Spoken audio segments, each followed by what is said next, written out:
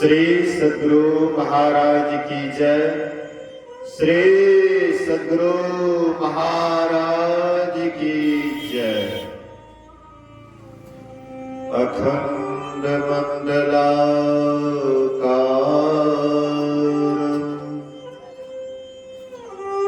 व्याप्तं येन चराचरं तत्पदं दर्शितं येन तस्मै श्री गुरुवे नमः। धन्य धन्य सतगुरु सुखद महिमा कही न जाए। जो कछु कहो तुम्हारी कृपा मोते कछु न बसाए। सर्वत्र सर्वदा वर्तमान सद्गुरु महाराज जी के श्री चरणों में कोटि कोटि नमन। उपस्थित गुरुजन, धर्म प्रेमी सत्संगी बंधुओं, पूजनीय माताओं तथा भक्तिमती बहनों, श्राद्ध शब्द से तात्पर्य है श्रद्धा के साथ जो क्रिया की जाती है उसे श्राद्ध क्रिया कहते हैं। अभी जो यहाँ पर सत्संग हो रहा है, भंडारा हो रहा है या क्रियाकर्म हो रहा है, ये बड़ी श्रद्धा के साथ करवा रहे हैं, इसलिए इसको श्राद्ध क्रिया भी कहते हैं। दूसरी बात है, श्राद्ध क्रिया से एक वेदांत ज्ञान मिलता है। शरीर में रहने वाला आत्मा कहीं चला गया है या शरीर को छोड़ करके शरीर में रहने वाला आत्मा कहीं चला गया है, इसलिए आत्मा जहां भी रहे वह ठीक ठाक रहे, इसी के लिए हम लोग श्राद्ध क्रिया मनाते हैं। अभी हम लोग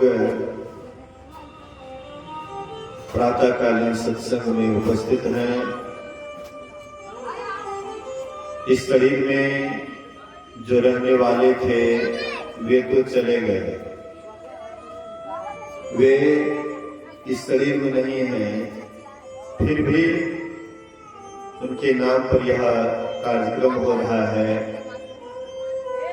इसलिए कि शरीर में रहने वाले जो आत्मा है वो जहां भी रहे स्वच्छ रहे, पवित्र रहे, शांत रहे, सुखी रहे, इसी के लिए यह कार्यक्रम है।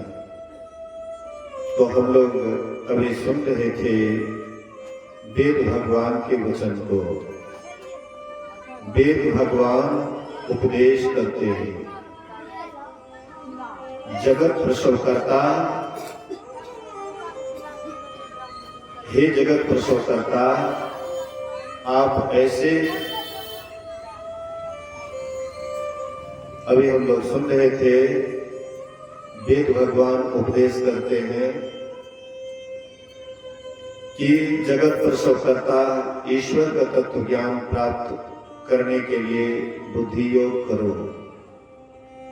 बुद्धि योग अर्थात सत्संग करो। सत्संग करने से क्या लाभ होता है? हम लोग कोई भी काम करते हैं, सबसे पहले लाभ खोजते हैं। जिस काम में लाभ होता है वह काम करते हैं, और जिस काम में लाभ नहीं होता है वह काम छोड़ देते हैं। तो हम आप जो अभी सत्संग में बैठे हुए हैं, इससे क्या लाभ होगा? महापुरुष कहते हैं सत्संग करने से, अच्छे संगति करने से हमारे अंदर में अच्छाई आती है। बुराई, बुरे का संग करने से, बुरे व्यक्तियों का संग करने से हमारे अंदर बुराई आती है। संसार में जितने भी महान व्यक्ति हुए हैं, जितने भी महापुरुष हुए हैं, सबों ने सत्संग किया। कबीर साहब थे, वे भी सत्संग करते थे। गुरु नानक साहब थे, वे भी सत्संग करते थे। दादू दयाल थे, वे भी सत्संग करते थे। पलटू साहब थे, वे भी सत्संग करते थे। जगजीवन साहब थे, वे भी सत्संग करते थे। बाबा देवी साहब थे, वे भी सत्संग करते थे। महर्षि नहीं परमहंस जी महाराज जब तक रहे, वे भी सत्संग किए। सत्संग से लाभ होता है, इसीलिए सत्संग करते हैं। लेकिन सत्संग से लाभ क्या होता है, इस पर भी थोड़ा हम लोग विचार करें। कौन सा लाभ होता है? लोग यदा कदा सोचते हैं कि सत्संग करने से बहुत धनवान हो जाएंगे, सत्संग करने से सांसारिक सुखों की कमी नहीं रहेगी। लेकिन थोड़ा सा विचार कीजिए, क्या संसार के सुख से क्या अपने को आप सुखी मानेंगे? संसार का बहुत आपके पास में सुविधा हो जाएगा, संसार का संपत्ति अधिक आपके पास हो जाएंगे, तो क्या आप सुखी हो जाएंगे? बड़े बड़े धनवान को देखिए, बड़े बड़े विद्वान को देखिए, बहुत धन रहते हुए भी उनका जीवन अशांति से भरा हुआ है। बिल्कुल अशांतमय जीवन उसका चल रहा है, बहुत उनको दुख उठाना पड़ रहा है। इसलिए धन से ही शांति मिल जाएगी, ऐसी बात नहीं है। हाँ, जहां पर ज्ञान है, जहां पर ईश्वर परमात्मा को मानते हैं, ध्यान करते हैं, अपने भीतर चलते हैं, अपने भीतर में ही सारा सुख विद्यमान है। बाहर में हमको लगता है कि हम दुखी क्यों हैं, तो हमारे पास में धन की कमी है इसीलिए दुखी हैं। हमारे पास में मकान बढ़िया नहीं है इसीलिए हम दुखी हैं, ऐसा समझ में आता है। लेकिन महापुरुष कहते हैं कि जिनको खूब धन है उनको जाकर के देखो, क्या वे सुखी हैं? जिनके पास में बढ़िया मकान है, क्या वे सुखी हैं? आप अगर देखिएगा तो वे भी सुखी नहीं है। सुख कहाँ है? सुख है अपने भीतर। सत्संग हमें अपने भीतर चलने के लिए बताता है कि जहां पर सुख मिलेगा, शांति मिलेगी, अमन चैन मिलेगा, वहां चलो। लेकिन हम लोग मृगा की तरह, मृगा जैसे, मृगा के नाभि में कस्तूरी होती है, लेकिन वह वन वन ढूंढते फिरता है, ये सुगंध कहां से आता है। लेकिन उनको पता नहीं है कि उनके ही नाभि से ये कस्तूरी का सुगंध हो रहा है। ऐसे हम आपके भीतर में ही वह सुख भरा हुआ है, वह शांति भरी हुई है, लेकिन हम लोग बाहर बाहर ढूंढते हैं।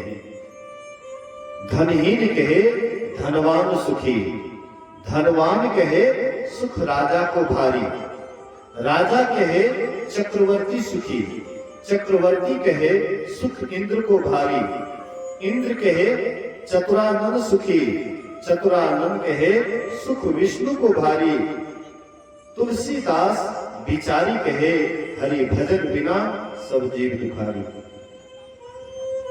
जब हम अभी जगे हुए हैं तो संसार का सुख सुविधा कम बुझाता है, इसलिए हम अपने को दुखी मानते हैं। लेकिन रात में जब हम सो जाते हैं तो उस समय में कौन सी रहता है हमारे पास? सब कुछ भूल जाते हैं, रात में सोते हैं और फिर जब जगते हैं तो मन एकदम ताजा लगता है, एकदम शांत लगता है, स्थिर लगता है। सुबह में मन बहुत अच्छा रहता है जब सो करके जगते हैं।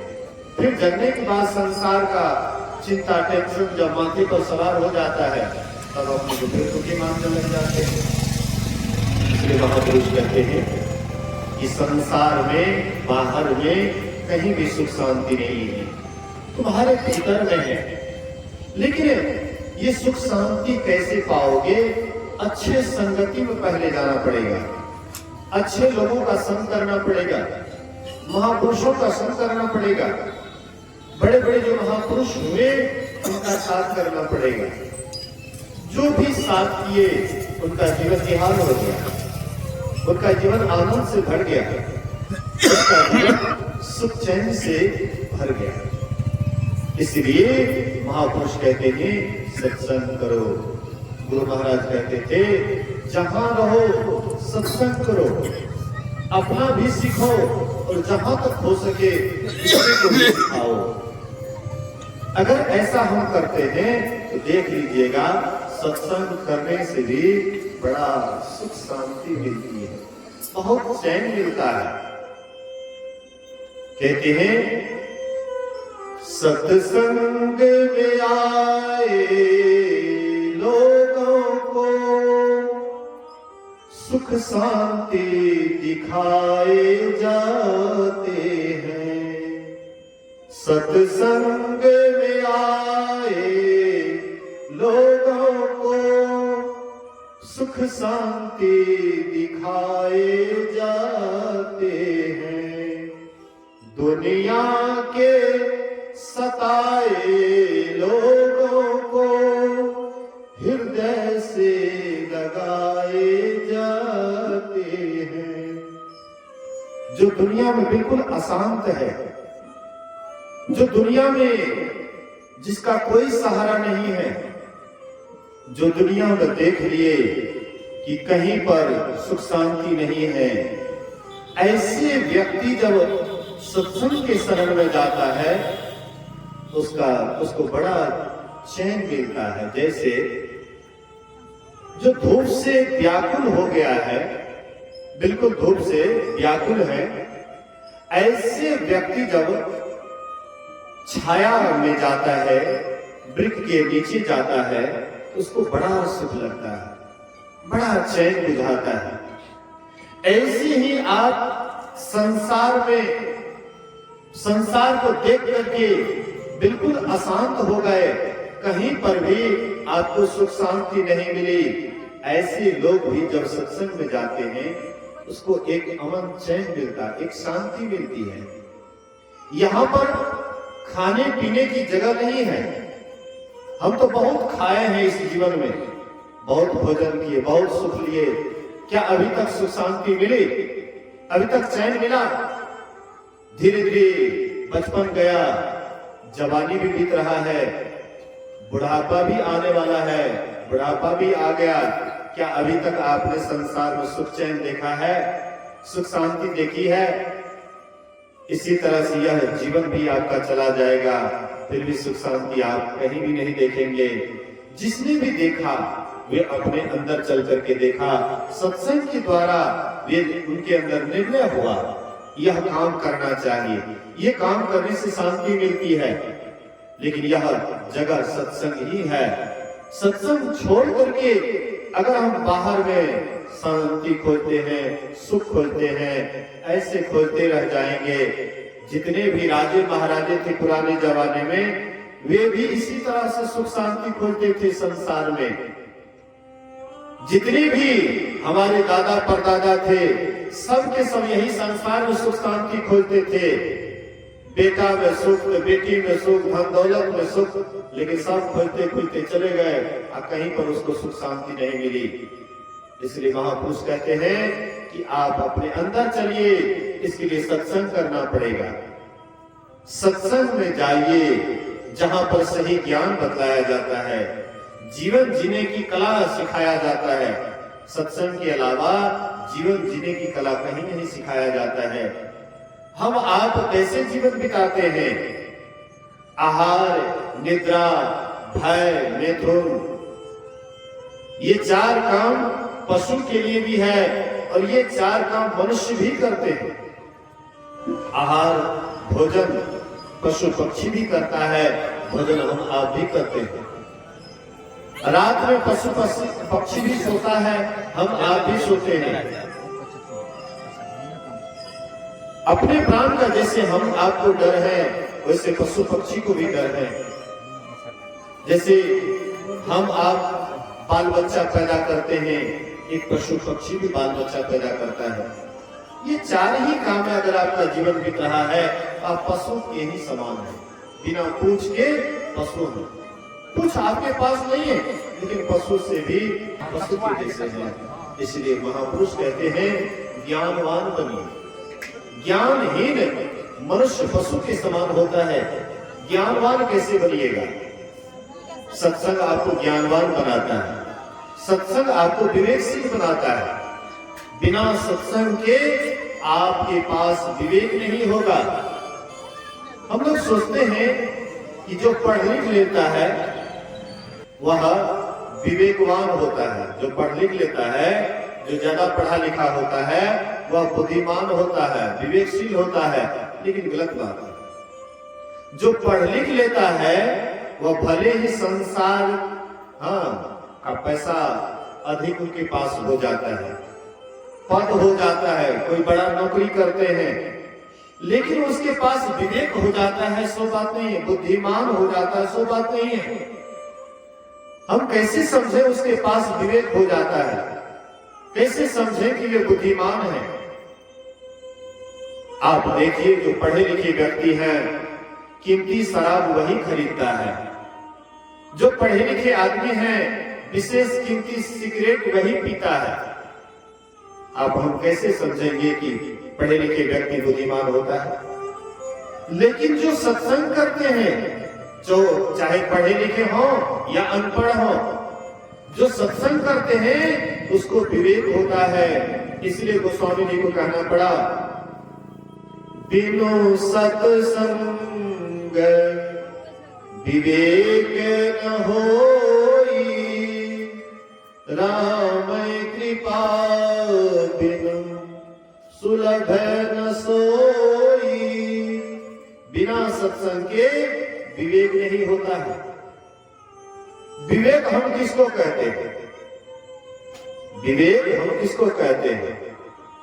विवेक कहते हैं कि क्या ग्रहण करने योग्य है, क्या नहीं ग्रहण करने योग्य है, क्या खाना चाहिए, क्या नहीं खाना चाहिए, क्या पीना चाहिए, क्या नहीं पीना चाहिए, कौन कर्म करने योग्य है, कौन सा कर्म करने योग्य नहीं है।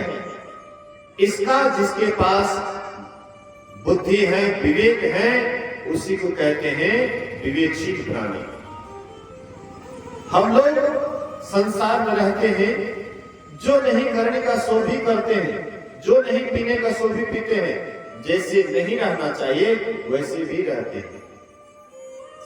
हम लोग कैसे जीवन बिताते हैं, थोड़ा विचार कीजिए। हम मनुष्य हैं, हमें विवेकशील प्राणी होना चाहिए, लेकिन सत्संग के अभाव में हम कैसे जीवन जीते हैं? जिनकी लगन गुरु सो नाही, तेलर खड़ पुकर सब जग में वृथा जन्म गमाई। बिन सतगुरु नर रहत भुलाना। बिना सतगुरु के मनुष्य भटके रहते हैं, भूले हुए रहते हैं। खोजत फिरत राह नहीं जाना, के हर शुक्ले आयु गलेरिया, पाल पोष इनकिन सयाना, करत कलोल रहत अजियन संग, आपन मर्म उन्हों नहीं जाना, बिन सतगुरु नर रहत भुलाना। हम मनुष्य बिना सतगुरु के भटके हुए रहते हैं। एक गडेरी भेड़ बकरी को चराने के लिए बराबर जंगल जाया करता था। एक दिन संजोग से एक सिंह का बच्चा मिल जाता है, जिसका अभी आंख नहीं खुला था, आंख बंद ही था। गडेरी वह सिंह के बच्चा को ले लेता है और उसको अपने साथ लेकर के भेड़ बकरी के साथ उसको पालने पोसने लग जाता है। धीरे धीरे वह सिंह का बच्चा जब आंख खुलता है तो देखता है भेड़ बकरी के बीच में अपने को, सोचता है कि मैं भी भेड़ बकरी के ही समान हूं, मैं भी इसी तरह भेड़ बकरी के समान हूं। उसी में बराबर खेलता धूलता तो उसी के साथ आनंद विनोद करता था। संयोग से अंधेर की भांति एक दिन जब गए जंगल भेड़ बकरी को लेकर के, एक वृद्ध सिंह देखता है कि मेरा ही जाति यह भेड़ बकरी के बीच में है, अरे ये भेड़ बकरी तो इसका भोजन है, आहार है, फिर इसके बीच में कैसे है। वह सिंह झपट्टा मारता है, गड़ीरी भागता है, भेड़ बकरी भी भागता है और सिंह का जो बच्चा था वो भी भागने लगा। तो वह सिंह अपने बच्चे को झपट करके पकड़ता है और उसको ले गए नदी के किनारे और बोले कि देखो, जैसा मेरा रूप है वैसा तुम्हारा भी, जो मैं हूं वह तुम हो। अरे साधारण भेड़ बकरी नहीं हो, तुम तो सिंह का बच्चा हो और तुम साधारण भेड़ बकरी के बीच में रहते हो, तुम तो उसके मालिक हो।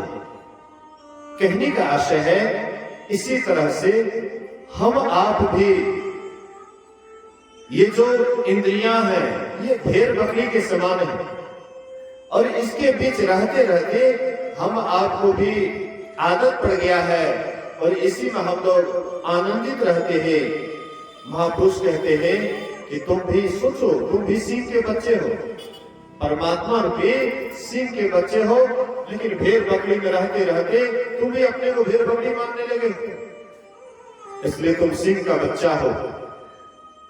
अर्थात हम जीवात्मा परमात्मा के अंश हैं, ईश्वर अंश जीव अविनाशी, चेतन अमल सहस सुखराशि, सो माया बस भयं गुसाए, बंधेऊ कीर मरकट की नाई। जैसे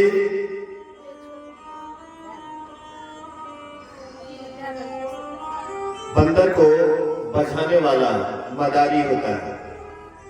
मदारी क्या करते हैं, मिठाई का टुकड़ा अगल बगल में गिरा देते हैं, बंदर खाता है, बड़ा स्वाद लगता है और हंडी में झांक करके देखता है तो वहां पर बड़ा बड़ा मिठाई रहता है।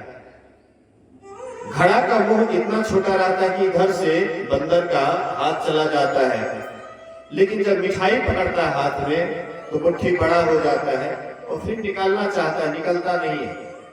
वह बंदर सोचता है कि ये हंडी हमको पकड़ लिया है, लेकिन हंडी पकड़ा नहीं है, बल्कि मिठाई के कारण हंडी में उसका हाथ फंस गया है। मिठाई को छोड़ दे तो वह बंदर आराम से निकल सकता है, छोड़ सकता है, मदारी के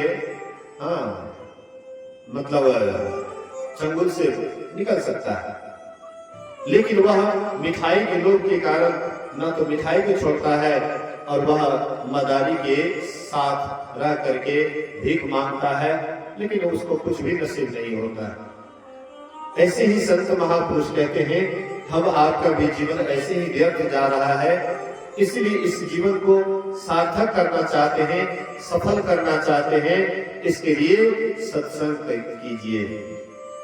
सत्संग करने से लाभ होता है, अच्छी संगति से लाभ होता है, कुसंगति से हानि होती है।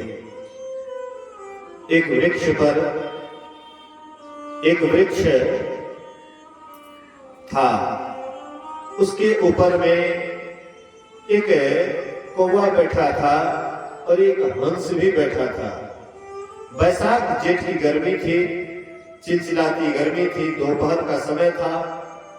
एक व्याधा भी गर्मी से परेशान होकर के वही वृक्ष के पास आए, छाया में वह भी आराम करने लगे। तब तक में कौवा ऊपर से विष्ठा कर देता है, तो व्याधा के शरीर पर पड़ता है। व्याधा ऊपर झांकता है तो देखता है कि कौवा पर नजर तो नहीं पड़ा, लेकिन हंस पर नजर पड़ जाता है। वे धनुष बाण लेकर के हंस के ऊपर निशाना करते हैं।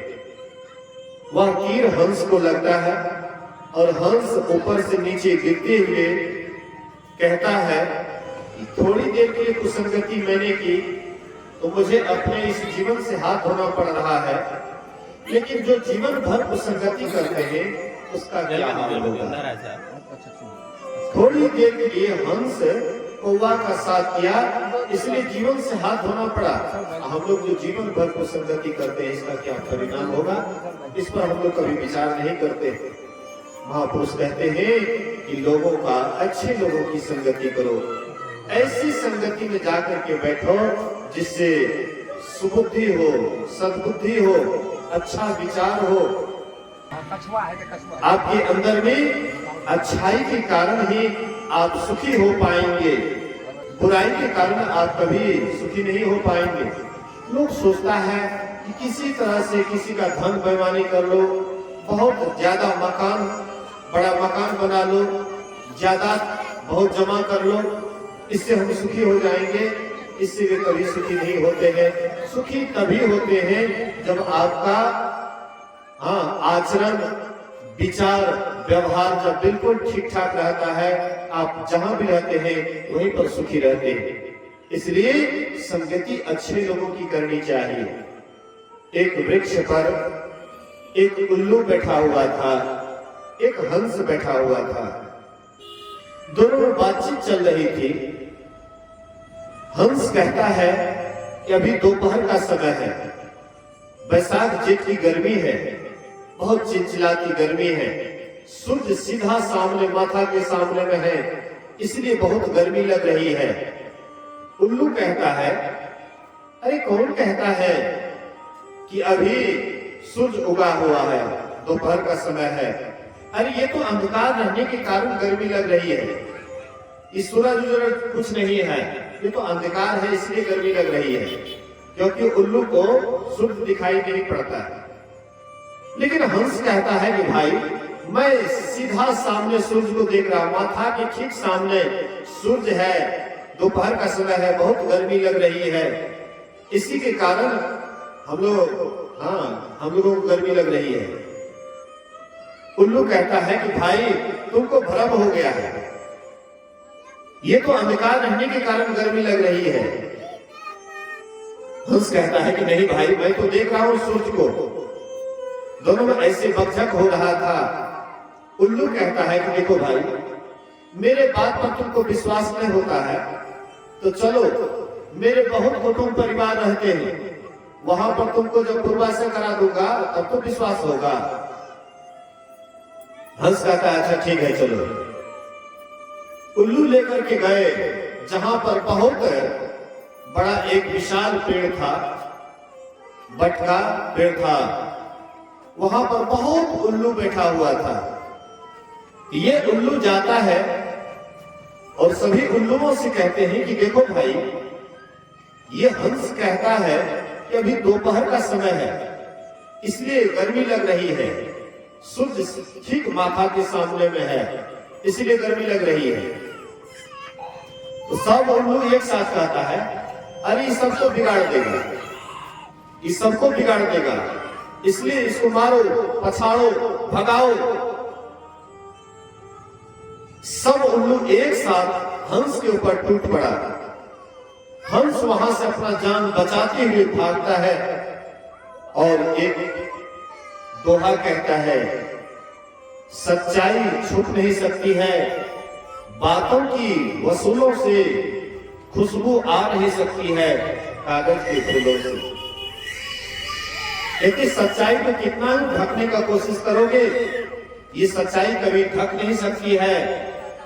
और कितना हो नकली फूल में सेंट डालो, लेकिन असली फूल का जो सेंट होता है वह एक अलग सेंट होता है, वह प्रकृति के द्वारा दिया गया होता है। इसलिए सच्चाई सच्चाई होती है।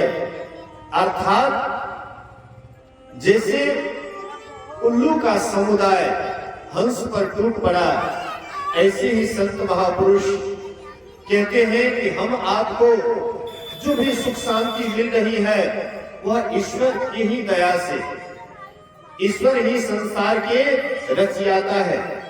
इस संसार को बनाने वाले कौन है? ईश्वर ही बनाने वाले हैं। ईश्वर ही इसका संचालन करते हैं और ईश्वर ही संहार करते हैं। ईश्वर ही तीन रूप में बटे हुए हैं। वही एक परमात्मा तीन रूप धारण किए हुए हैं। ब्रह्मा का रूप लेकर के सृजन का काम करता है, हाँ, सृष्टि का काम करता है। विष्णु का रूप लेकर के सबका पालन करता है और शंकर का रूप लेकर के सबका संहार करता है, सबका नाश करता है। वही एक परमात्मा, वही एक ईश्वर। इसलिए उसको जानना है। आप कहिएगा कि उसको जानने से क्या फायदा होगा? वह ईश्वर को जानने से क्या फायदा होगा? तो हम लोग अभी विचार करें कि हम लोग संसार को जानते हैं तो क्या फायदा हो रहा है। संसार को जानते हैं, संसार को पहचानते हैं तो क्या फायदा हो रहा है? तो संसार में आप जब तक हैं, संसार को जानते हैं, तब तक आप अपने को दुखी मानते हैं, कष्ट अनुभव करते हैं, परेशानी अनुभव करते हैं। जब बच्चे थे तब हम अबोध थे। उस समय में भी जो नहीं करना चाहिए सो करते थे। जवान हुए, मन विषय की तरफ भागा, इसमें भी जैसा नहीं करना चाहिए वह भी किए। बुढ़ापा आ गया, अभी तक में क्या सुख मिला, क्या शांति मिली? महापुरुष कहते हैं जैसे तुम संसार को जानते हो, संसार को पहचानने पर तुम दुखी हो, परेशान हो, चिंताग्रस्त हो, इस तरह से अगर तुम परमात्मा को जान जाओगे, परमात्मा को पहचान जाओगे, इसका उल्टा परिणाम होगा। उल्टा परिणाम क्या होगा? तुम सुखी हो जाओगे, तुम चिंता मुक्त हो जाओगे, तुम अपने को परेशान अनुभव नहीं करोगे। लेकिन ये कब होगा? जब तक अपने भीतर में परमात्मा को नहीं जानेंगे। इसलिए वेद भगवान उपदेश करते हैं, हे मनुष्यों, हम मनुष्यों से उपदेश करते हैं। पशुओं ऐसा नहीं कहते वेद भगवान, हे पशुओं, हे मनुष्यों। मनुष्य किसको कहते हैं? हम लोग देखते हैं, जितना भी इधर उधर देखते हैं, सोचते सब मनुष्य हैं। लेकिन केवल मनुष्य का ढांचा पहन लेने से, केवल मनुष्य का खोल पहन लेने से मनुष्य नहीं होता है। मनुष्य ही मनुष्य वाला जब तक लक्षण नहीं हो तब तक मनुष्य मनुष्य नहीं है।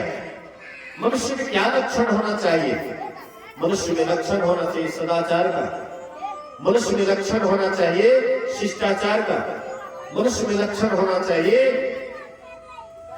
शुचियाचार का, मनुष्य में लक्षण होना चाहिए सत्संग ध्यान करने का। जिनके अंदर ये 5 चीज है वही मनुष्य है, और जिनके अंदर ये 5 चीज नहीं है वह मनुष्य नहीं, पशु से भी गया गुजरा है। पशु को ज्ञान नहीं है, इसलिए जैसे तैसे रहते हैं। हम मनुष्य होकर के भी जैसे तैसे रहते हैं। इसलिए वेद भगवान कहते हैं मनुष्य बनो, मनुर्भव, तुम मनुष्य हो। तो मनुष्य कैसे बनेंगे? ईश्वर का तत्व ज्ञान प्राप्त करना। ईश्वर कैसा है? ईश्वर कैसा है? हम आप सोचते हैं कि राम आए राजा के रूप में, वही ईश्वर है। कृष्ण आए वही ईश्वर है। शिव आए वही ईश्वर है। जिस रूप में आए उसी में हम ईश्वर को मानने लग जाते हैं।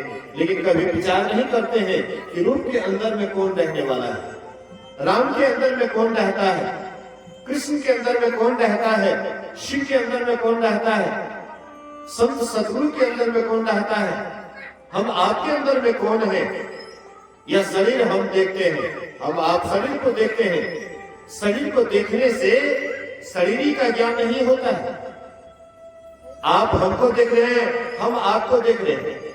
आप भी मेरे शरीर को देख रहे हैं, मैं भी आपके शरीर को देख रहा हूं। लेकिन शरीर के अंदर जो रहने वाला आत्मा है, ना तो आप देख पा रहे हैं ना हम देख पा रहे हैं।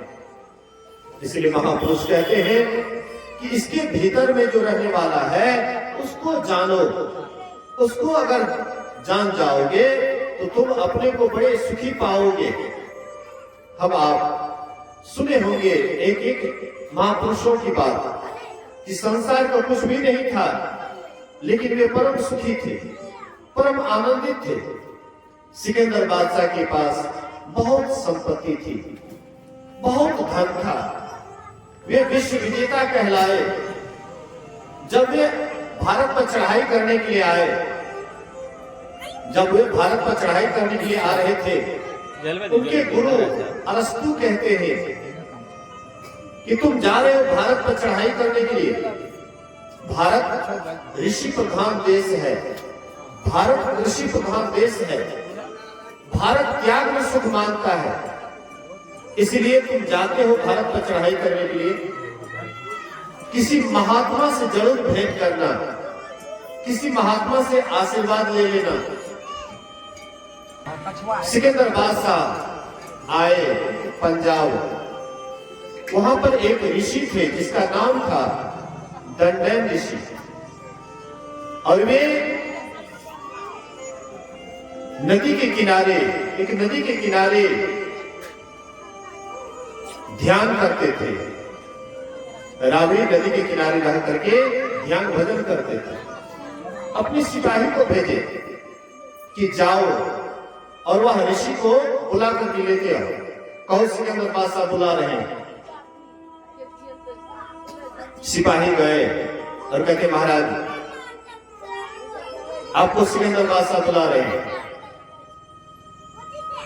वे ऋषि कहते हैं मुझे कोई बादशाह उषा से मतलब नहीं है, मुझे जब भूख लगती है तो ये वन का ताजा फल मिल जाता है, मुझे जब प्यास लगती है तो रावड़ी नदी का पानी मिल जाता है, इसलिए मुझे किसी बादशाह से मतलब नहीं है, जाओ। सिपाही को गुस्सा हुआ, इसको मारे। फिर लौट करके गए बादशाह के पास और कहते हैं बादशाह सलामत, उन्होंने आपके आज्ञा का अवज्ञा किया। सिकंदर बादशाह को बड़ा गुस्सा हुआ, म्यान से तलवार निकाल लिए और बोले कि चलो ये महात्मा को समाप्त ही कर देते हैं। जैसे सिकंदर बादशाह तलवार लेकर के आए, महात्मा जी बैठे हुए थे ध्यान पर। थोड़ी देर के लिए रुकते, उसका क्रोध शांत होता है। उसके बाद महात्मा जी को कहते महाराज मेरे पास में संसार की संपत्ति की कमी नहीं है, मैं सिकंदर बादशाह हूं, विश्व विजेता, मैं पूरे देश को जीत लिया हूं, लेकिन महाराज मेरे अंदर शांति नहीं मिल रही है, मैं अशांत हूं महाराज। कोई अगर शांति का रास्ता हो, अगर शांति का मार्ग हो तो आप हमें बताने की कृपा करें। ऋषि दंडायन कहते हैं कि अब तुम्हारे पास समय कहां, अब तुम शांति की खोज क्या करोगे? अब तुम्हारा जीवन का अंत होने वाला है, तुम अपना घर भी लौट नहीं पाओगे, आधे रास्ते में ही तुम बीमार पड़ जाओगे और तुम्हारी मृत्यु हो जाएगी। अब तुम्हारे पास समय कहां है? वे लगे हाथ लौट जाते हैं। रास्ते में बीमार पड़ गए, बड़े बड़े वैद्य हकीम को बुलाए और कहते हैं कि कम से कम इतना करो कि हम कम से कम अपना घर पहुंच सके, अपने मां से आशीर्वाद ले सके, उनका दर्शन कर सके। बड़े बड़े वैद्य हकीम कहते हैं कि मुझ में वह शक्ति नहीं है कि आपको एक श्वास भी ऊपर से जोड़ सकूं। सिकंदर बादशाह कहते हैं अरे मेरे पास जितना संपत्ति है उसका आधा संपत्ति दे दूंगा, लेकिन कम से कम इतनी कृपा करो कि हम अपना घर जाकर के मां का दर्शन कर सकें। कहते महाराज आप आधा संपत्ति की बात करते हैं, पूरा भी संपत्ति दे दीजिएगा तो मेरे पास वह पावर नहीं है, वह शक्ति नहीं है कि आपके श्वास में भी ऊपर से एक श्वास जोड़ सकूं। सिकंदर बादशाह कहते हैं अफसोस, अगर मैं जानता एक एक श्वास की इतनी कीमत है तो मैं इतना श्वास व्यर्थ नहीं गवाता। इसलिए अपने साथियों से कहते हैं कि जब मैं मर जाऊंगा एक ठेला पर मेरे अर्थी को रख देना और दोनों हाथ बाहर कर देना, और हीरे जवाहरात से चारों तरफ मेरे अर्थी को सजा देना और अर्थी से हाथ बाहर कर देना, ताकि संसार के लोग समझ पाए कि इतने बड़े विश्व विजेता सिकंदर जब संसार से गए तो खाली हाथ ही गए। सब कुछ रहते हुए भी इस संसार से विदा हुआ तो खाली हाथ। इसलिए महापुरुष कहते हैं कि हम आपके पास कितना हो संपत्ति हो जाए, लेकिन यहां से जाएंगे तो खाली हाथ ही जाएंगे। लेकिन किसी ने कहा है खाली हाथ नहीं जाओगे, यहां से लेकर के जाओगे। तो क्या लेकर के जाओगे?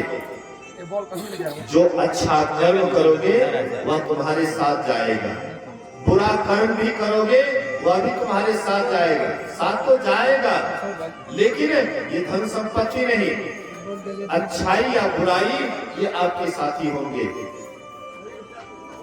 धर्म की जो रक्षा करते हैं, धर्म उसकी की रक्षा करते हैं।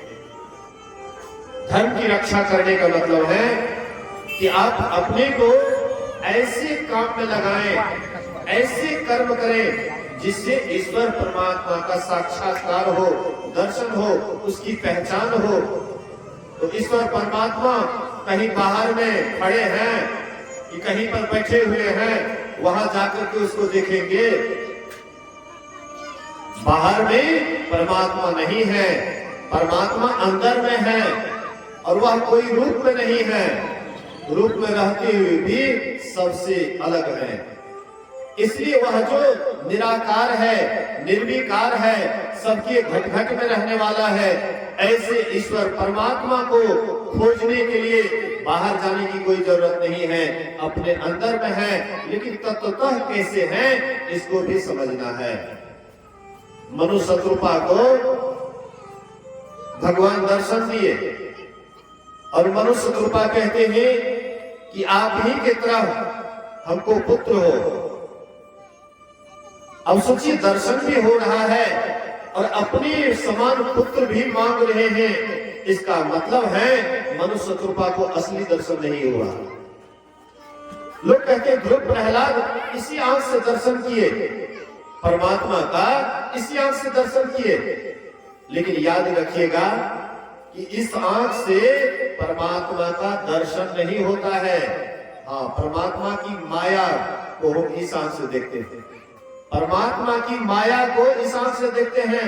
क्योंकि राम भगवान लक्ष्मण से कहते हैं, गो गोचर जहाँ लगी मन जाई, असो सब माया जानो भारी। गो मतलब इंद्रियां, गोचर मतलब जहां तक विचरण करती है, जहां तक जाती है, कहते सब माया ही माया है। इसलिए आंख से जो देखिएगा वह ईश्वर नहीं, ईश्वर की माया है। लेकिन आंख से वह दिखाई नहीं पड़ता है, लेकिन आत्मा से वह जरूर जाना जाता है, अनुभव किया जाता है।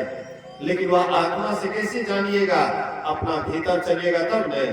अपने भीतर में चलिए, आपके भीतर में परमात्मा लबालब भरा हुआ है। जैसे मछली के चारों तरफ पानी रहती है, लेकिन वह मछली प्यासी ही रहती है।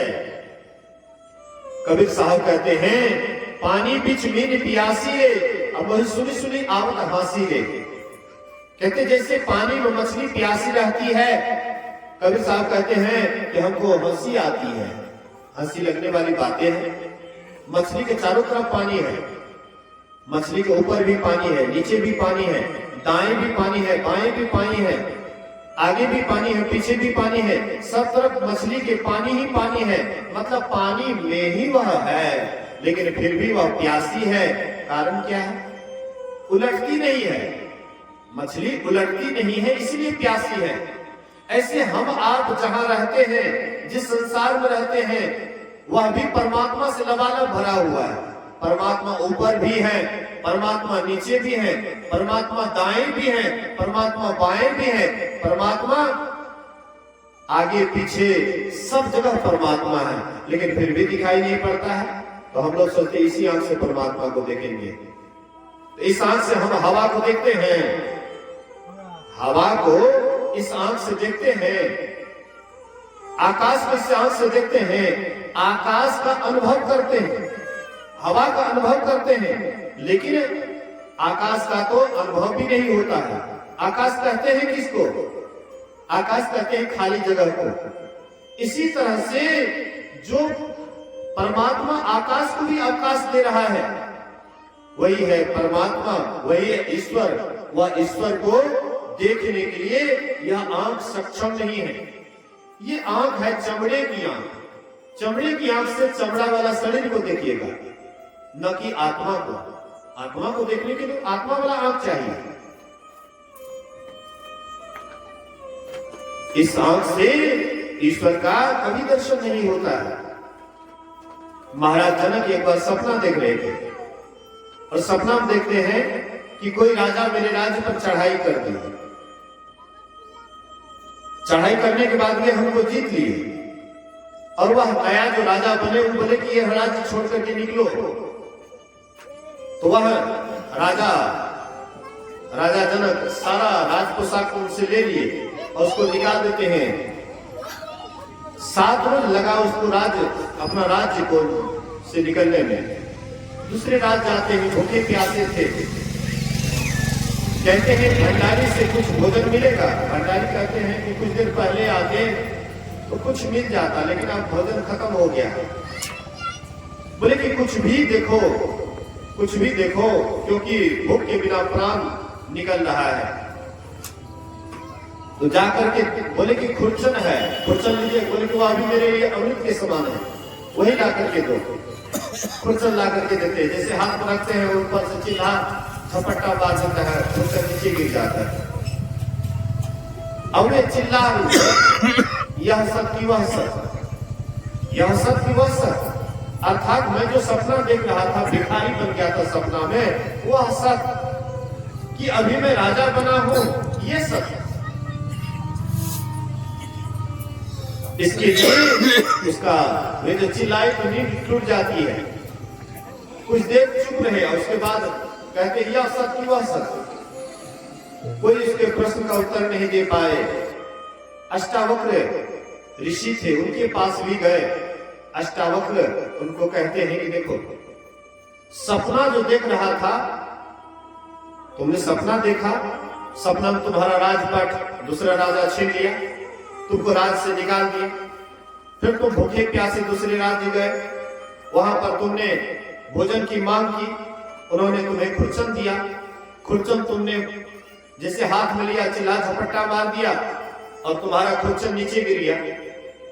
इसलिए उसी समय तुम्हारी नींद टूट गई। यह सत्य, अर्थात सपना जो देख रहे थे, भिखारी बने हुए थे, वह सत्य कि अभी जो राजा बने हुए हैं, ये सत्य। अष्टावक्र कहते हैं जो भिखारी तुम बना था, हाँ, न वह सत्य, अभी जो तुम राजा बने हो न यह सत्य, लेकिन तुम ही सत्य हो। भिखारी बना हुआ भी तुम ही था, राजा बना भी तुम ही हो। इसलिए तुम जो शरीर के अंदर रहते हो, ये आत्मा ही सत्य है। इस आत्मा को जानने के लिए, परमात्मा को जानने के लिए आत्मदृष्टि की आवश्यकता होती है। इसके पहले दिग्दृष्टि चाहिए। अभी हम लोग इस आंख से देखते हैं, जब गुरु जुक्ति से ध्यान करेंगे तब दिग्दृष्टि खुलती है, और दिग्दृष्टि से दिव्य रूप का दर्शन होता है। भगवान कृष्ण अर्जुन को दिग्दृष्टि देते हैं और विराट रूप दिखलाए। अर्जुन वह रूप को देखते भी हैं और डरते भी हैं, और कहते भगवान ये रूप को आप छोड़ दीजिए, बहुत डर लग रहा है। घुटना के बल पर अर्जुन बैठ गए। वह डर बड़ा ही डरावना रूप था। ये दिव्य दृष्टि है। दिव्य दृष्टि से दिव्य रूप का दर्शन होता है, लेकिन उस दर्शन से भी शंका का पूरा समाधान नहीं होता है। उसके लिए आत्मदृष्टि चाहिए। आत्मदृष्टि के लिए ही संत महापुरुष कहते हैं, पूज्य बाबा कहते हैं, इस आंख से भी देखो, दिव्य दृष्टि से भी देखो, इस आंख से भी देखो, दिव्य दृष्टि से भी देखो, साही विशेष दर्शन आत्म ज्ञान में हो। जब तक आत्मज्ञान नहीं होगा, आत्मा की दृष्टि नहीं होगी, तब तक परमात्मा को नहीं देख सकते हैं। इसलिए महापुरुष कहते हैं अपने अंदर में चलिए। अपने अंदर में तो हम लोग रोज रोज चलते हैं, जागृत से स्वप्न में जाते हैं, स्वप्न से सुसुप्ति में जाते हैं, लेकिन ये नीचे की तरफ चलना है। नीचे की तरफ चलना अज्ञानता की तरफ चलना है। ऊपर की तरफ चलिए, आंख से ऊपर चलिए। आंख से ऊपर चलिएगा, अपने का पता लगेगा और परमात्मा क्या है उसका भी पता लगेगा। हरिद्वार कहाँ है? हम लोग सोचते हैं उधर हरिद्वार है, ऋषिकेश हरिद्वार। अरे आपके भीतर में हरिद्वार है। हरि का द्वार, परमात्मा का द्वार आपके भीतर में है। इसलिए बाहर भटकने की कोई आवश्यकता नहीं है। अपने अंदर चलिए। और अपने अंदर में कैसे चलिएगा? तो संत सद्गुरु से जुक्ति लेकर के ध्यान कीजिएगा, साधना कीजिएगा, ऑटोमेटिक आपको लगेगा बड़ा चैन वाला जीवन है, बड़ा शांत है, बहुत स्थिर है। अशांत से कुतो सुखम, जहाँ अशांति वहां कहाँ सुख है? जहाँ शांति है वहीं पर सुख है। तो बाहर में कहीं भी शांति नहीं है, इसलिए बाहर में कहीं भी सुख नहीं है। अंदर में शांति है, इसलिए भीतर में सुख है। इसलिए बाहर नहीं चल करके अपने अंदर चलिए, संत महात्मा से युक्ति जानिए, ध्यान भजन कीजिए। बोलिए श्री सद्गुरु महाराज की।